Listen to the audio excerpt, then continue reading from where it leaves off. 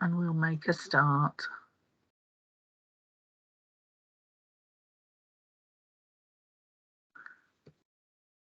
Okay, Taylor, do you want to kick off then? Yeah, sure. Thank you, Marge. And thank you for inviting us to present, and to everyone for joining. So we should be presenting for around 30 minutes. We may run over a little bit, but we'll try and allow as much time for questions as possible before wrapping up at around 7 p.m. Myself, David and Beck will introduce ourselves in a moment. Then David is going to talk to you about the broader HyNet project and the carbon dioxide pipeline. Beck will then go through the hydrogen pipeline. I'll then provide an overview of the recent hydrogen pipeline consultation, what the key feedback themes were, and what the next steps are. We can then move on to a Q&A session, as Marge just explained. But before moving on to introductions, it's probably worth clarifying the difference between the carbon dioxide pipeline and the hydrogen pipeline, and the different stages that the two projects are at. And David and Beck will touch on this further, I'm sure. But the carbon dioxide pipeline will transport carbon dioxide from existing local industry and the new HyNet hydrogen production plant at Stanlow to be permanently stored offshore in depleted gas reservoirs under Liverpool Bay. So the first non-statutory consultation on this project was held in summer 2021. The second statutory stage of consultation finished earlier this month, and then the development consent order with a final design will be submitted this summer. The hydrogen pipeline, on the other hand, will transport hydrogen to multiple industrial users and power generators in the region. It will also take hydrogen to gas blending points for introduction into the existing network, along with connecting associated hydrogen storage facilities to help balance the supply and demand on the pipeline. So the first non-statutory stage for this project, which many of you I'm sure are aware of, that closed on 11th of March. And the second statutory stage of consultation on a more detailed design, that's set to take place later this year in the autumn. Both, though, of course, fall under the HyNet banner again, which David will go on to explain. So on to introductions. My name is Taylor Williams. I work for a communications consultancy called Camargue, and we're supporting Cadent with the consultation and stakeholder engagement element of the hydrogen pipeline project. David, over to you. Yeah, great. Thank you, Taylor. So good evening, everybody. Delighted to be with you. My name is David Parkin. I am the director of a small clean energy project development company called Progressive Energy. So alongside Cadent, we have sort of led the origination of the HyNet project since 2016. And I've been the project director for HyNet over the last 5 years. So generally understand how most of it glues together. I'm very happy to talk to you about it. So Rebecca. Good evening. I'm Rebecca Evans. I'm the consents manager for the Cadent HyNet sort of side of the project. You'll have to bear with me a little bit this evening. Unfortunately, I've got COVID like the other quarter of the country, I think. So I've got a bit of a sort of sore throat. So I might have to just sort of have drinks in between my sort of section of the presentation. But yeah, really interested in to understand sort of your views on the project, and hopefully we'll come on to that after we've done our presentation. Thanks. Okay, thanks, Beck. So David, I'll hand back to you. Just let me know when you're ready to move on to the next slide. Yeah, sure. Okay, good. So HyNet it's big, it's bold, it's fairly complicated, quite audacious, and we're trying to do something which nobody else has really done in the world before. We are trying to tackle the difficult to reach bits of the economy in terms of decarbonisation. In many respects, decarbonising electricity is quite straightforward, and the UK is doing phenomenally well at that, probably leading the world. But actually, only about 20% of the energy which we use is electricity. The other 80% is oil and gas, and we use it in our cars, we use it in our homes, we use it to make things, and that's really difficult to decarbonise. So if we're going to tackle this big thing called climate change, we have to do the easy stuff and the hard stuff. And so HyNet has been set up and designed to really try and tackle what we call these sort of hard to abate sectors. So our initial focus, our main focus is on how you decarbonise heavy industry. And we're going to do that in two ways, which I'll explain over the next few slides. But fundamentally, it's about producing low carbon hydrogen at scale. And with that hydrogen, we will displace natural gas use primarily in industry to start with, and then in other sectors of the economy like power generation. And then the other half of HyNet is carbon capture and storage, and the two halves are linked, which I will go on and explain. But fundamentally, the whole raison d'etre for HyNet is to tackle climate change. And just to give you a headline figure, the Northwest, when we talk about the Northwest, we're talking about Cumbria, Lancashire, Liverpool City region, Greater Manchester Combined Authority, Cheshire, Flintshire. Overall, that emits 40 million tonnes of carbon dioxide a year. That's across transport, it's across industry, it's across domestic. What we're looking to do with HyNet is take 10 million tonnes out of that 40 million tonnes out of the Northwest. So what HyNet will do is remove 25% of emissions, and it will do it in those hard to reach, difficult sectors of the economy. So if we go on to the next slide, please. So many of you will be familiar with net zero, but not everybody is. So I'll just explain that. So as I said, the UK has done phenomenally well in setting themselves up to tackle climate change. So 2008, the world's first Climate Change Act, which was hugely impressive, set up the Climate Change Committee. And then in 2019, we were the first large-scale economy in the world to adopt a net zero target. So what that means is by 2050, any CO2, well, we need to remove as many CO2 emissions as we can from the UK, and any that we still have, we need to offset by an equivalent amount of what are called negative emissions, such that the sum total of emissions from the UK is zero by 2050. So that we're doing that at a national level, and then as you'll be familiar with, many local authority levels, targets ahead of 2050 have been set. Now, one of the things I would say about that, and we work with quite a lot of local authorities, is a lot of local authorities have a reasonably good handle on what they might be able to do to tackle some domestic emissions, some transport emissions, but quite often they're not necessarily connected with the big industrial emissions, which are some of the biggest emitters in their region. And that's what HyNet is set up to tackle. Okay, next slide, please. So HyNet is an industrial decarbonisation project, and we have been developing it in the Northwest for a number of reasons. So first and foremost, I think it's got a high concentration of industry. So the per capita emissions in Cheshire, for example, are amongst the highest in the country because of the high concentration of industry around sort of Ellesmere Port and Runcorn. We have got very good geological storage for carbon dioxide in Liverpool Bay, so the geology for that is very good. And we've got very good onshore storage for hydrogen, which I'll come on and talk about, which is really important in the hydrogen equation as well. So the Northwest is an ideal place to develop a project like this. We've been selected by the UK government last October, alongside a similar project on the East Coast, to be the first two projects built in the UK. So we'll be amongst the first in the world to build out large-scale industrial clusters like this. There's one in development in Rotterdam as well.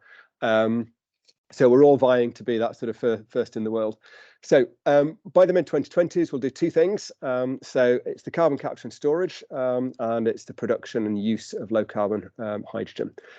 And to do that, and I'm going to talk about it a little bit more on the next slide, we're going to build some new infrastructure, but we're also going to use existing infrastructure as well, which significantly reduces the environmental impact of construction and reduces the cost of building the project. So on to the next slide, please. Okay, here we go. Now, I'm going to need to be fairly quick on this, but I could spend hours on this. So HyNet is really sort of anchored, it's really centered on that red and sort of light blue dot, which is actually just outside Ellesmere Port, that's Stanlow Refinery. So what we're going to do there is we're going to produce large quantities of low carbon hydrogen. And we're going to do that through a process called autothermal reforming. So that is a chemical engineering process, and essentially natural gas is your feedstock. That's what you use. That goes into the process. Out of the process comes low carbon hydrogen, and then you have a waste product of carbon dioxide, which we need to dispose of. I'll come back and talk about that in a minute.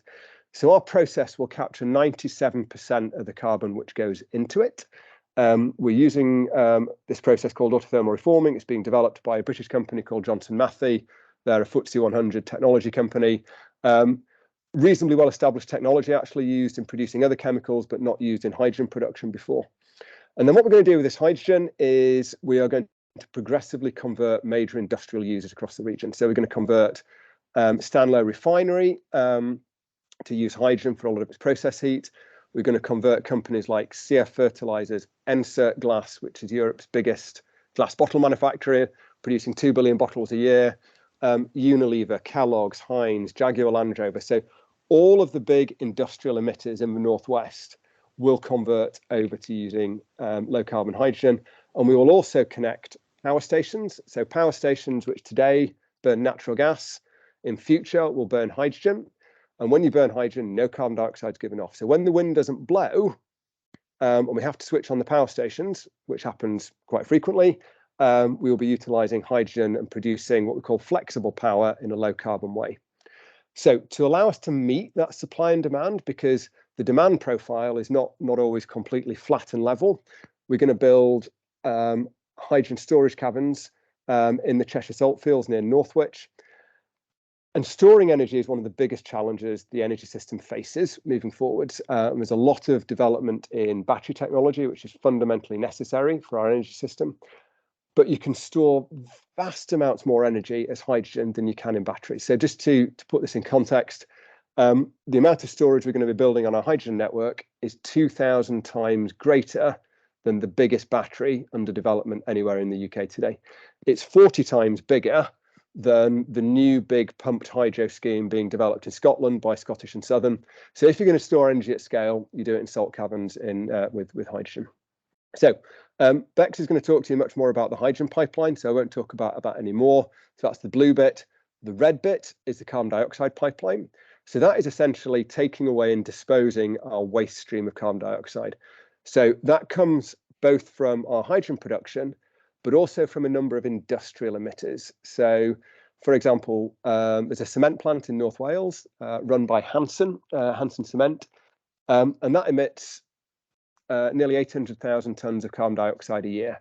And that just goes straight up the chimney, and it is a byproduct of making carbon dioxide, of making cement. You cannot make cement without making carbon dioxide. So we will capture that, put it in our pipeline, take it offshore. So we are going to be storing carbon dioxide in perpetuity in depleted gas reservoirs off the coast of Liverpool Bay. And there are 3 gas reservoirs there today, which are currently still producing, but they're 98, 99% depleted. And what we will do is, instead of abandoning those reservoirs, we will reuse the existing infrastructure. So the existing wells, reservoirs, wellhead platforms, pipelines, and we will essentially be putting carbon dioxide back into that system. And the way we think about it is, offshore for several million years, there's been a big balloon underground full of natural gas. And about 20 years ago, we drilled a big hole down through the seabed, punctured the top of the balloon. And for the last 20 years, we've been taking the natural gas out of that balloon, and it's slowly deflated and the pressure's gone down. What we will do is essentially put carbon dioxide back into that balloon and re-inflate it to the same pressure. Okay, next slide, please.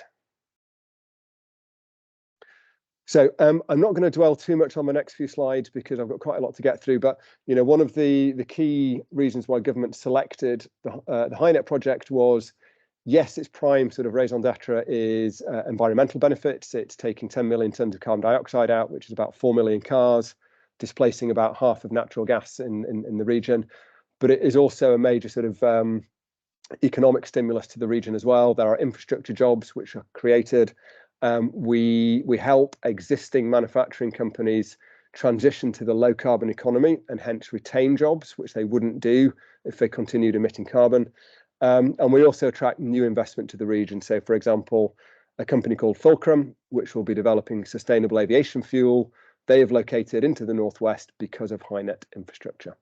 Next slide, please.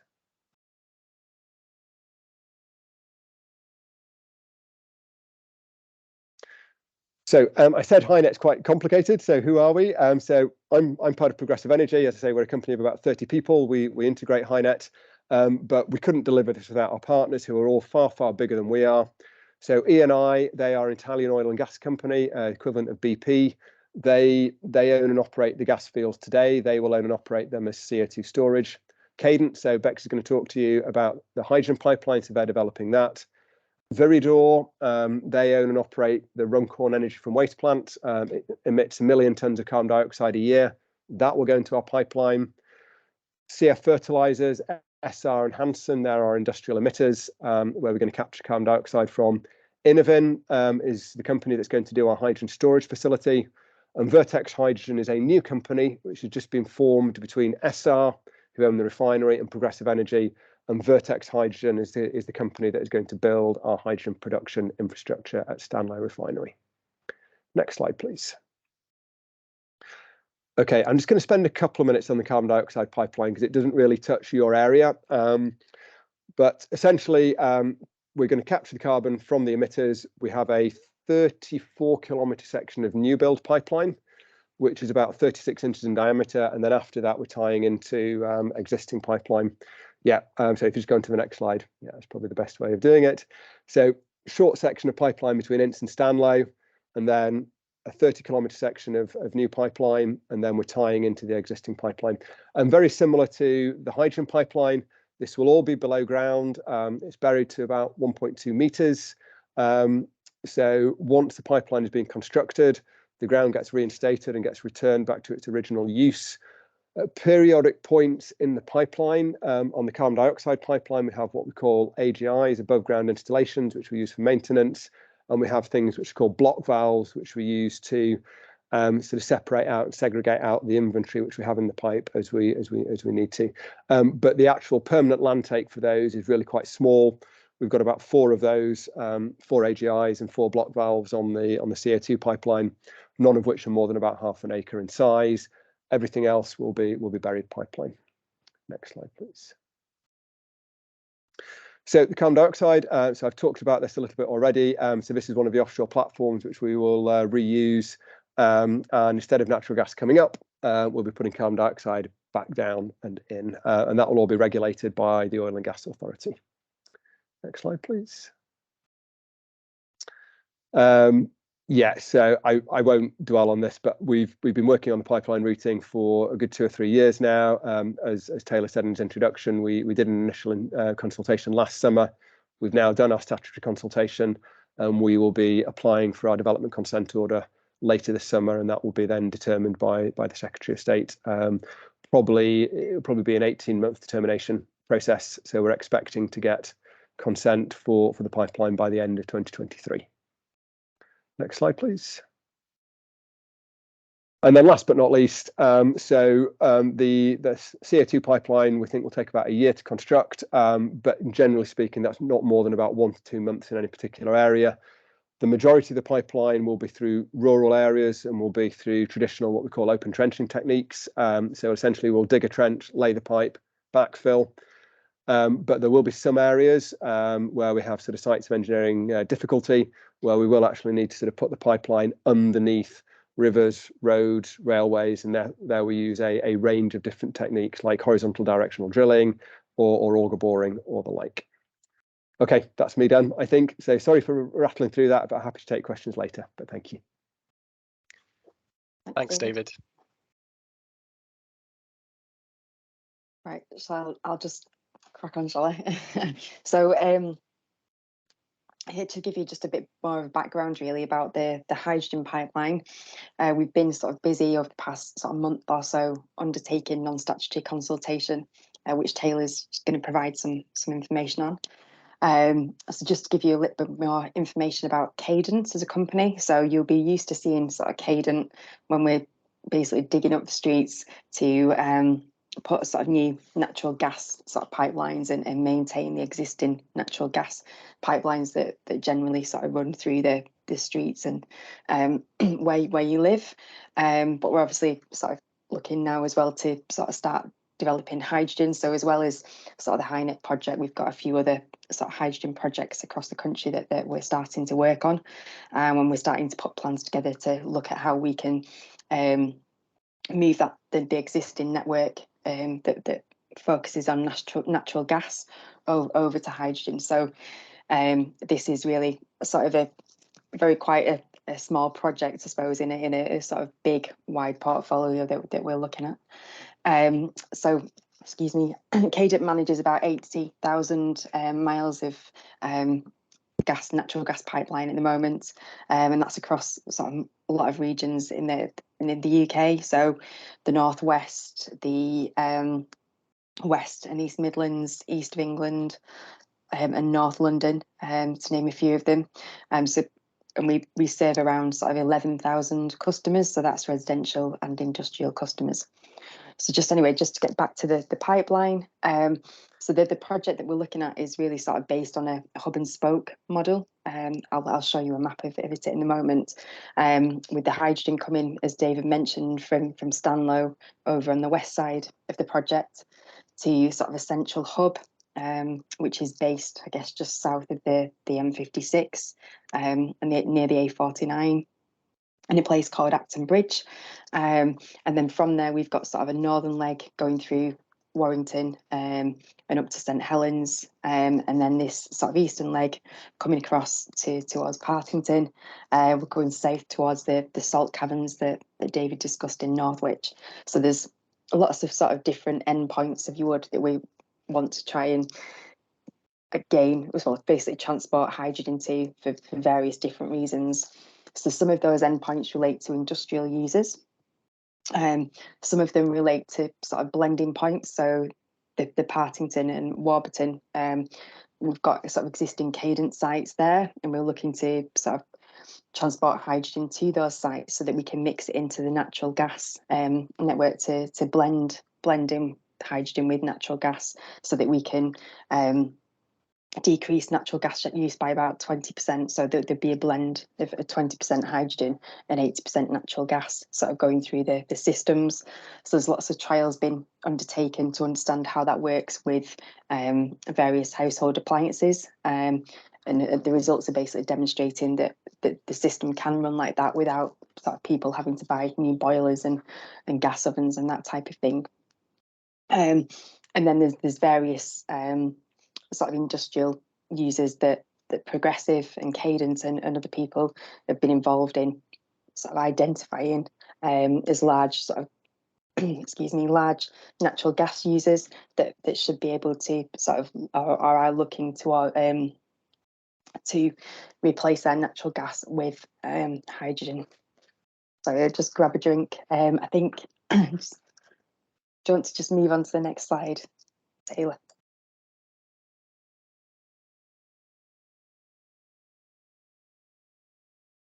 Sorry, so in terms of developing that initial sort of hub and spoke model, if you would, we looked at various sort of different options. I think one of the questions that came from the Carrington consultation was why we couldn't put a pipeline sort of down the Manchester Ship Canal.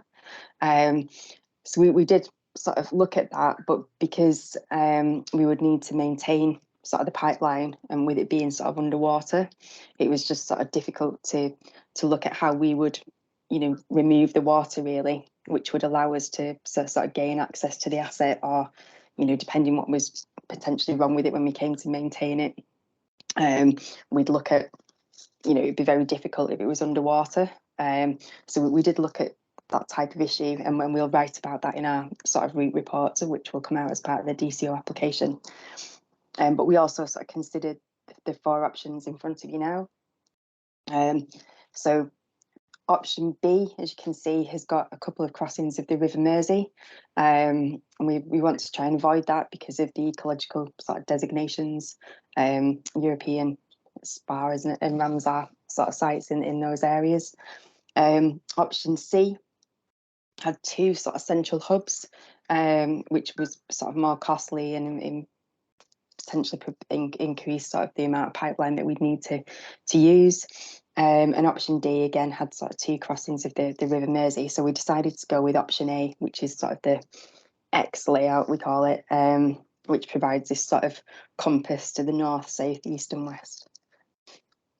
Okay, move on, Taylor, please.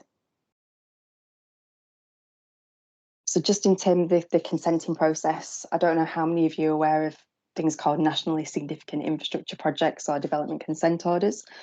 But it was basically a process that was brought in to try and speed up the consenting of large infrastructure projects, because sometimes it was taking sort of between 7 to 10 years to gain consents for the projects, because you need to gain lots of different planning permissions from the different local authorities. and also sort of like ecological licenses and that type of thing.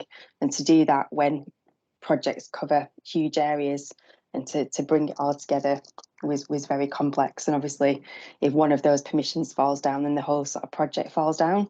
So it took a long time to try and organise them. So the government came up with the Planning Act 2008, and this project under that process is identified as a nationally significant infrastructure project, and therefore will need to apply for the development consent order. So excuse me, the application that we put together will go to the planning inspectorate to be sort of examined, and then they'll make a recommendation to the Business and Energy Industrial Strategy department, and then they will make the final decision on whether we gain sort of excuse me, a planning consent or not. So a huge part really of the DCO process is consultation.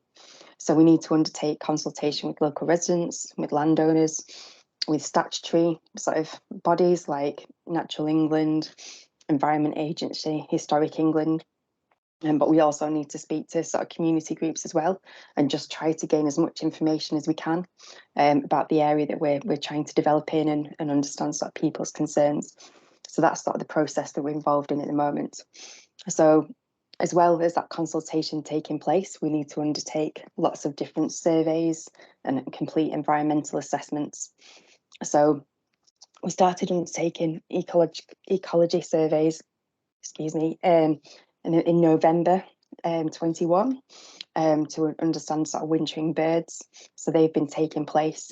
We're now looking to undertake sort of phase 1 habitat assessments, and from that we'll understand a bit more about the sort of protected species surveys that we need to complete in the area. So we're speaking to sort of Natural England about that, and also looking to speak to Cheshire Wildlife Trust and different community groups. There's obviously a huge part of excuse me, the work is the sort of engineering design process.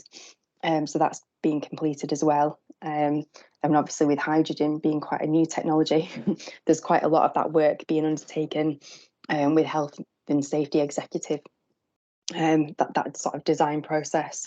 So whilst we're sort of running through the DCO and environmental assessment process, there's a huge amount of work, engineering design work being completed as well. So just in terms of our timelines, we're looking to go out to something called statutory consultation. So we'll have a lot more information when we complete that, which is looking to be sort of September time.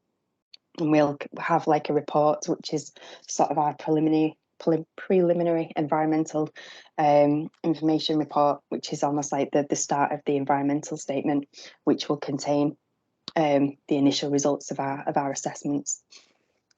And we'll also have a lot more design information. The corridors that we've got at the moment are quite wide, and we're looking to bring those in.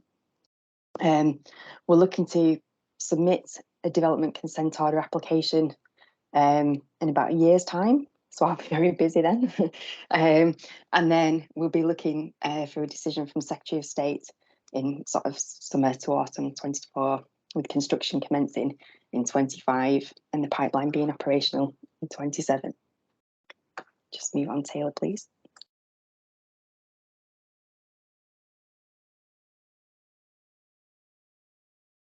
So this is the sort of hub and spoke sort of model that I was trying to describe a bit earlier. So you can see we've got sort of a pink and a blue sort of line around Northwich. So it's looking highly likely now that we will sort of take the southern route, the pink route, to the south of Northwich in order to meet the sort of caverns where the square is, where the blue and the pink area meet. But we're still undertaking assessments, but that's looking as the preferred route, because there seems to be sort of less crossings of things like motorways and railways, etc. We've got the green corridor that I'll describe in a bit more detail in a moment, and then we've got the orange corridor going through Warrington and St Helens. So you can see sort of there's like a striped area, so that's where we'll be looking to put smaller pipelines into the streets in order to reach sort of industrial users. Okay, what Taylor and I have got is on our computers is our GIS system. So if anybody's got any detailed questions about sort of the location, we can try and zoom into that after the presentation to help answer questions. But this is the eastern route, which obviously passes through the Trafford area. So it goes from sort of the A49. I don't know if anybody knows it, but there's Apple Green petrol station. So we're looking at sort of central hub area, sort of really to the north of the petrol station. And then that will cross the A49 and sort of run south of the M56, cross the M6, and then run north between, I think it's Lim and Dunham, isn't it? And then move north towards Warburton, where the first above ground infrastructure location is, and then to Partington, where we've got another above ground infrastructure. So what we did in the consultation was set out sort of search areas where we put above ground infrastructure. So Cadent have about 600 of these sites at the moment. They tend to be sort of usually about 2 meters tall, and it's where we have sort of pipes, where we look to sort of maintain the pipelines and monitor them and have valves and that type of thing coming off, which will allow us to sort of almost act like hubs and spurs again. And we'll be able to sort of connect users in those above ground infrastructure sites. So on our map, they're dotted. You can just sort of see them where there's arrows to them on the map. Taylor, do you want to move on? So I think David has touched on, excuse me, the construction methods, but this just gives you an idea. So we'll be generally working with a sort of 36 metre working width. In some areas that'll be a bit larger because, for example, where we're looking to cross railways, we need to sort of have it larger areas to use potentially micro tunnels or horizontal directional drills, which, as David's diagram showed, sort of go below a river or below a road. We're not looking to put sort of the big gas cylinders that you might be used to seeing, sort of mainly in cities. That won't be part of what we're looking to build. It'll be more like the diagram, which says sort of typical Haggy site. So you can see there'll be pipes sort of below ground and above ground at those locations. We've got, so sorry, I've moved on to Haggies, but we've got the sort of the working width. So you can see we've got sort of areas for storing soil. We've got the sort of pipeline trench of wood that's been dug out. And then we've got something called a right of way, which is where the construction traffic is able to move backwards and forwards. And then we'll have sort of a layer of topsoil. So you can see that how that works in practice sort of on the bottom picture.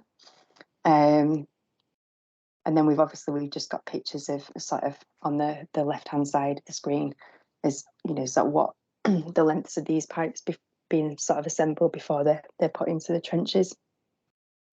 So there are different sort of easements that we use on agricultural land that relate to the diameter of the pipe in different locations.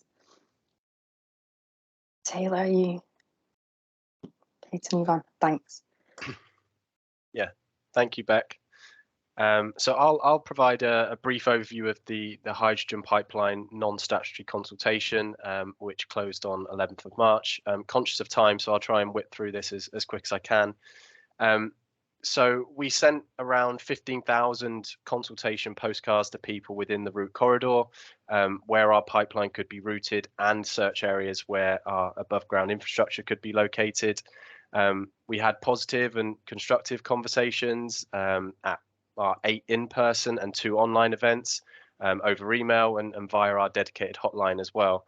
The consultation was publicised in regional media. We have a project website with an interactive map, a consultation brochure, and lots of other materials. And we've held numerous briefings with stakeholders, just like this one tonight. In total, we received around 100 pieces of feedback from a mixture of residents, groups, and organisations like yourselves.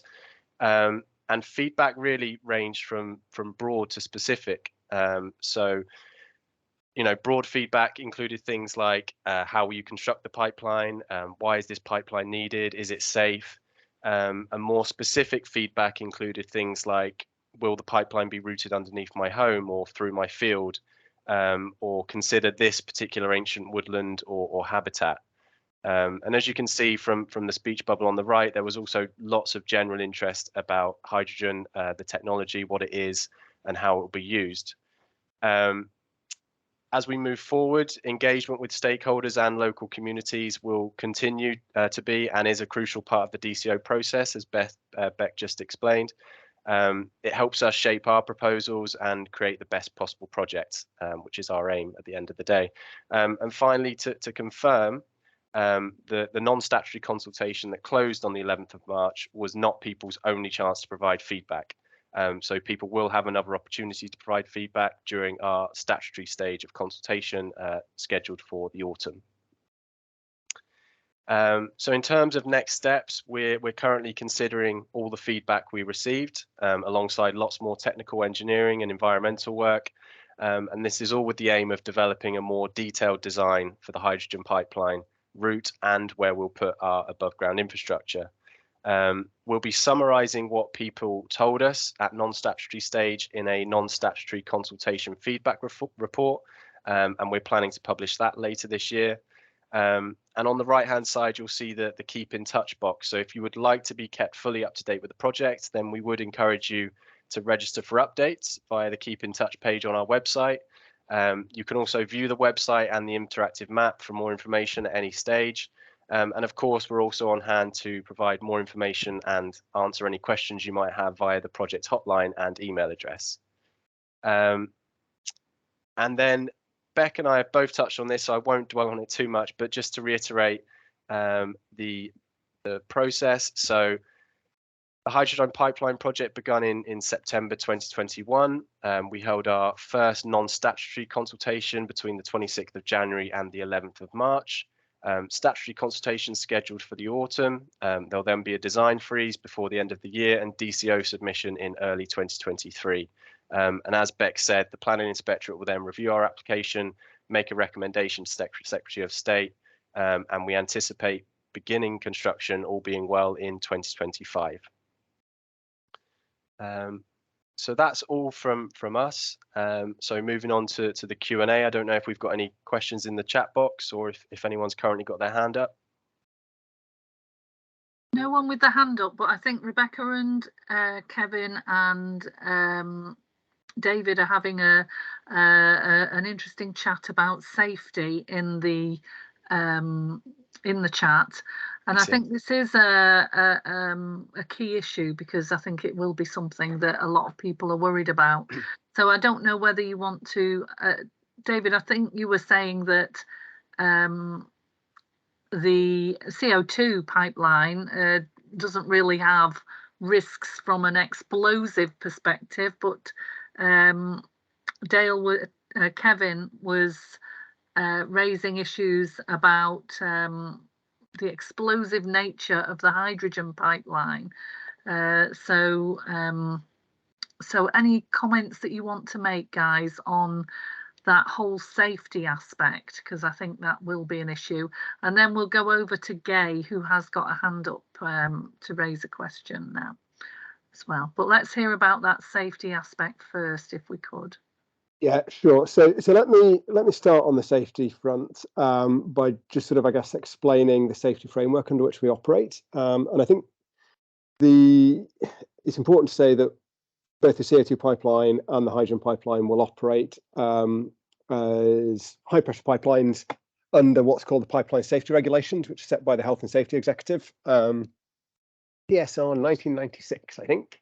And so before construction is allowed to start on those pipelines, we have to submit a safety case to the Health and Safety Executive. And that includes all of our calculations around sort of pipeline strength and fatigue. It sort of looks at sort of the particular toxicity or sort of hazardous nature of the fluid which you're conveying in the pipeline. You submit a quantitative risk assessment as well. You do all the calculations about how close people are to buildings, population proximity distances, and all of that goes into a big model. And this is a very well tried and tested safety regime in the UK. In fact, it's probably sort of one of the best safety regimes in the world, and there are very, very, very few high pressure pipeline safety incidents in the UK. So whilst I think it is important to discuss the safety elements, I think we do need to do so in the context of that regime under which we operate, because there is a tendency to say, well, what if this happens and what if that happens? Well, we could take a similar line of argument around what if the aeroplane engine fails and the aeroplane falls out of the sky. These things do happen, but it is extremely infrequent. And our safety regime is David, designed to do that. I think if I could just interject there, we are Sure. slightly different here in Trafford, because I don't know if you're aware, but at Carrington we do have Air Products, Basel, Lyndale Basel, a power station, Mm-hmm. the Saker paper, which is always setting itself on fire, and so if there is some sort of leakage of some sort, the what's the word I'm looking for? The reactive effect of it sort of ricocheting from one business to another could be quite major in a place like Carrington, where there are already quite a large number of hazardous businesses. Yes, and that is understood, and the health and safety executive do understand that and sort of judge this accordingly. So many of those businesses will already be what are called sort of coma sites if they sort of contain high hazards. There's a well-established regulatory system which it sort of sets out how you interact coma sites with pipelines which connect them. And hydrogen, yes, it's explosive, but so is natural gas. They both have sort of pros and cons. They've got different flammability sort of regimes. But I think all I would say, rather than going into the details, is there is a very well established process, and I think certainly we have a very good level of confidence in the UK sort of regulatory system for that. And I think beyond that, there's a danger that we sort of pick ourselves deep into a hole of what if this and what if that with particular circumstances. So I'll keep it at that level, I think, probably for today. I think we've got to bear in mind that local residents will be a little bit worried about that. So perhaps we can go over to Gay. Sorry, did Bex, did you want to add anything? It was just really to echo really what sort of David's saying. So I understand sort of the concerns around coma. I think we're looking to that as business, as part of the development. I think there's been some changes at, I think Saker. So in terms of their operations, so there's likely to be changes to the coma zone there that we're looking at the moment. We've looked at the pipeline. And we think that we're sort of well away from sort of the coma, or what would be called sort of highly sensitive within the coma, because I don't know if you know, but there's different zones, aren't there, within the sort of coma designation. So it's something that we're looking at, and I understand the concerns around sort of safety. That's something that we're looking at internally, and we're looking to sort of have almost like a paper that we can put on our sort of internet website, which will help sort of answer some of these questions. I think we won't have answers to all of them because we're still sort of in discussions with the HSE. So Cadent meet with them monthly with regards to sort of this development, to look at the different trials that are being completed, and to look at things like sort of whether there'll be any sort of safety zones attached to the pipeline. But at the moment, everything is demonstrating that it will be comparable to natural gas. So we don't expect there to be anything much beyond what we have for the natural gas network at the moment. Super. Thank you. Let's go over to Gay, who's got a question, and then I think Judy had put something in the chat, but you've given her your email address, David, to connect with her. So okay, Gay, do you want to come off mute and raise your issues? Yeah, I'm off mute. Actually, I've got 3 questions. So should I continue them and not necessarily address to any one particular person? Yeah. But first of all, it's very interesting, Marge, about you saying how many fires there are at Saco, and also, David, and talking about safety. If the HyNet pipeline goes into Saco, if they've got a fire, how does it stop any explosive reaction? It's just a thought. Yeah, I Sure. think So going back to, do you want to answer that? no. So I think we've not started sort of any detailed sort of engineering design about the connections at the moment. But I can't give a full answer to that. But I would imagine it's obviously something that we'll be hugely concerned about as well. So that will be something that we'll look at within the design. David, I don't know if you've got anything else that you could add to that. Yeah, I'm, I mean, I'm not an engineer, sorry. yeah, I mean, I think the point I would make is all of these industries take natural gas today, and natural gas in many respects has similar properties to hydrogen. So, you know, a lot of the systems you would put in place to safely manage sort of the connection of a natural gas pipeline into a industrial facility, you would replicate in a hydrogen pipeline, and those same sort of safety standards would be applied. Oh, good. Well, they've not blown us up yet, Marge, have they? No, they haven't. And I think generally the fires are minimal, they're minor things, you know, it's not, so we're not seeing flames coming out everywhere, but people do report lots of smoke and air pollution and what have you from there. So, yeah. So on you go with your other questions, Gay. Yeah, my question starts with the carbon storage. You mentioned kind of from Northwich and, you know, along the pipeline, there will be carbon storage. Now, the land around here is very unstable. There's a lot of salt, for example, which is not a stable ground makeup. How safe will that carbon storage be? Okay, so two slightly different things here. So we're going to do storage offshore, out in Liverpool Bay. So that is in sort of deep geological formation. So sort of thousands and thousands of feet underneath the seabed, and that will be locked away in perpetuity.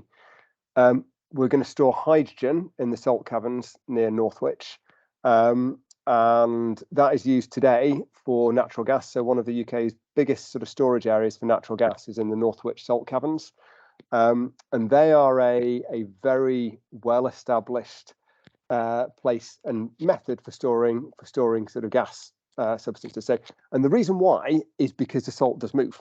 So it deforms what we call plastically. So without going into sort of too much geological detail, so if you do get ground movements, they self-seal. So they've been used for natural gas storage for decades, and over in Teesside today, hydrogen is stored in salt caverns as well. So they're a well-established, tried and tested technique. And the other point I would make is they will be subject to Health and Safety Executive COMA regulations, which we just talked about previously, for storage of substances. So they'll be well regulated as well. And I think, Gay, were you picking up really, though, that the pipeline itself will be going across unstable ground? So the hydrogen pipeline itself, or? No, it was more the carbon storage. Right. Because okay. I was thinking, you know, if it, well, very much like going across the moss, it's safe where it is, but once the ground is disturbed or anything, it does release a lot of emissions. Yeah. Yeah. If I may, Rebecca, you showed in your presentation 4 options, and you said that option A had been chosen above option C because it used, or it was cheaper for the number of pipes. I think I think there were 2. This is what I understood, but okay, it looked from the diagram that there was less pipeline used in option C than in A. Okay, I think I might have misled you. I think what the issue was that it would have 2 sort of central hubs, option C. So it would be sort of more costly because we'd have to sort of create 2 above ground. Thanks, Taylor. Are you trying to flick through? Yeah. I'm trying to remember which is option C off the top of my head. So I think, so we can see sort of option C has got sort of almost 2 hubs. So from that, so the central hub is one of our sort of costliest areas because we've got sort of 4 large pipes sort of coming in. So that the idea was that if we had sort of 2 central hubs, then we've got more disruption from an environmental point of view because it's a larger land take. for those sort of central hub sites, and it means it's sort of a more costly build because we've got sort of more pipeline sort of coming in connecting. Thank you. But what we've got on, which probably explains it a lot better than I did there, we've got a route corridor report on our website, so I can send you the link to that if that's useful, which probably describes it a bit more. Taylor might have just put it in the chat. Yeah, the link's in the chat. Yeah. Great minds. Thank you. Yeah. You also mentioned there as well about the different diameters in pipes. Yeah. Now, how do you keep the same pressure when the pipes are of different diameter? So that's what's undertaken at the above ground sort of installations. So that's where we sort of move between, sort of have equipment that allows us to move between sort of the different pipeline diameters and pressures. Right. Has more work been done on a site for Warburton about the blending station? I did mention at one consultation that you had in Partington about the Cadent area, if you like, at the moment is on Car Green Lane in Warburton. Would you be using the same site, or would you be building something else close by? I think we're still waiting for the results of sort of the environmental assessments, but we basically, the closer that we can get to the existing sort of Cadent site is better for us. There's obviously sort of screening around that site at the moment, so we need to consider that as well in terms of the design.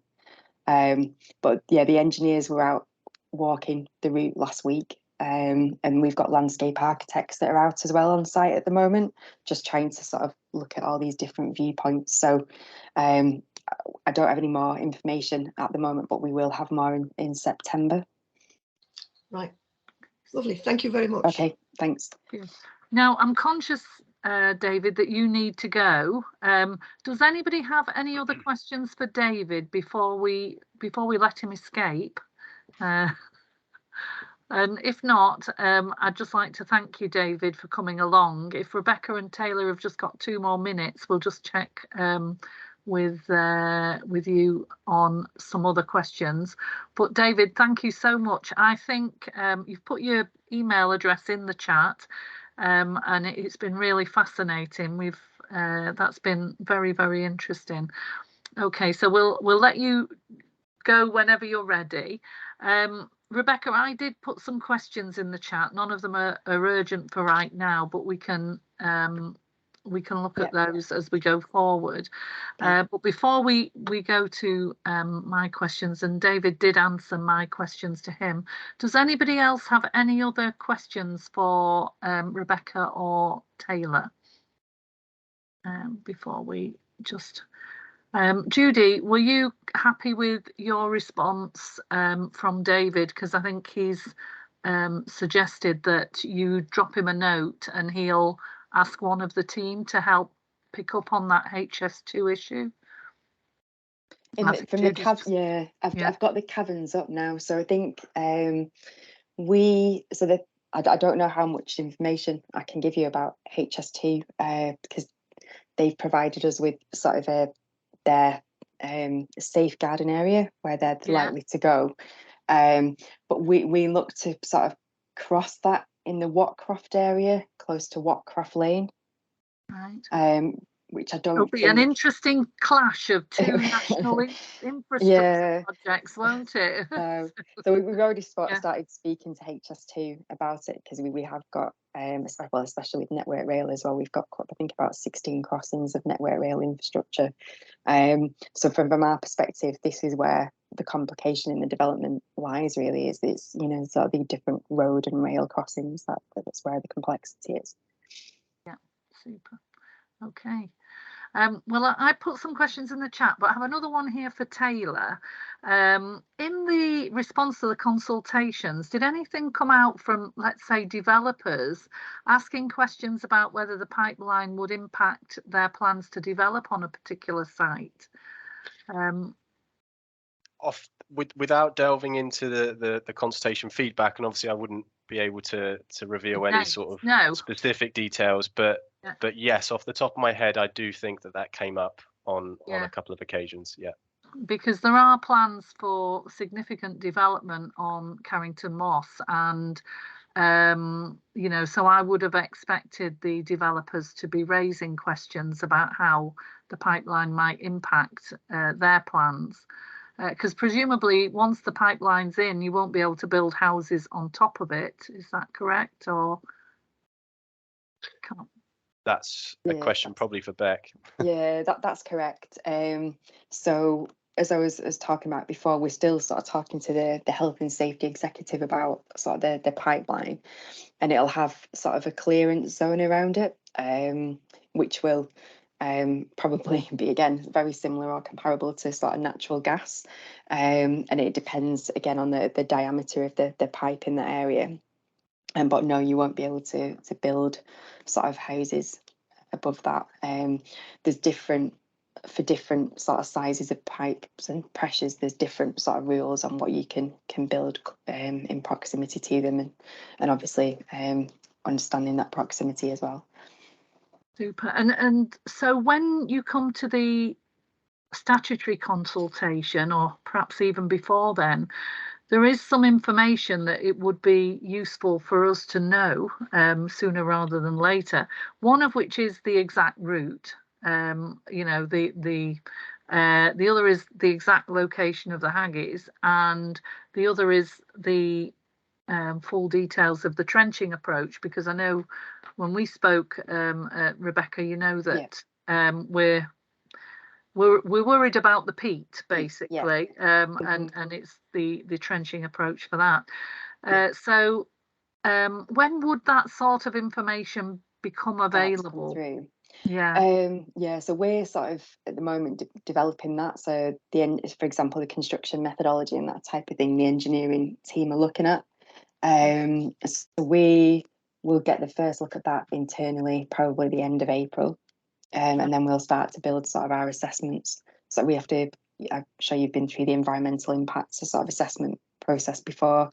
So we will need to undertake the environmental impact assessment sort of based on that. So we might have some sort of information sort of August time that I might be able to share just before we start consultation. But to be quite honest, we're really tight in terms of getting that information, because with hydrogen being sort of a new technology, there's a lot of consultation that we need to complete with different organisations before we can say, you know, we're happy with that.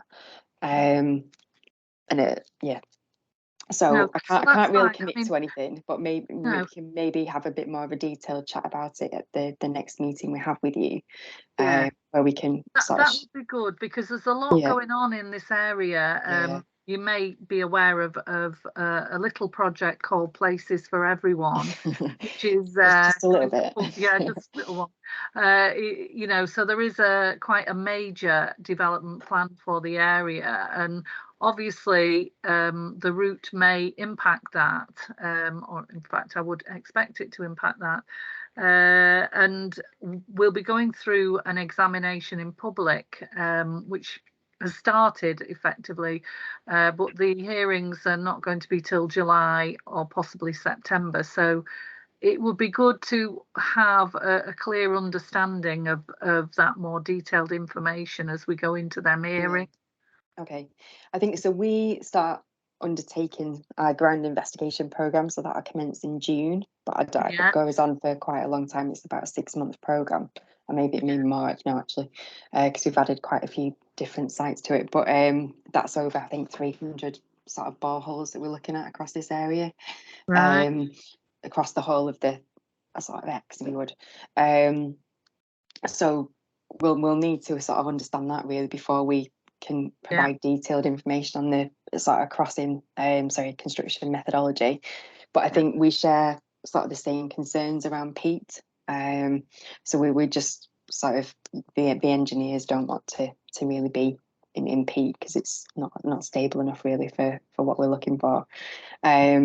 So I think it's probably, you know, something to sort of have an ongoing dialogue around really. But thanks for sending over sort of the information that you have to date, which I've sent on. Super. Okay. Well, listen, I mean, I've got loads of questions, but I'm not going to ask them all tonight. I put some in the No. chat. We can pick up on Yeah. those. Is there We've got anything I've missed? Sorry. yeah, we've got an ecology meeting next week. I hope you're feeling better for that, Becca. Thanks. You know, I hope you're coming out of the coughing bit by then. But you know, we can pick up at that meeting and then at other future meetings. So I'll just double check. Nobody's got any final questions for Rebecca or Taylor before we let them escape us. But with that, I'd really like to thank you both for coming along. I really appreciate it. And it does, you know, open my eyes. Some of these, the slides that you've sent through might be useful if you could send the slides to me, Taylor, and I'll send you the details of the recording tomorrow. I can probably stop recording now, but thank you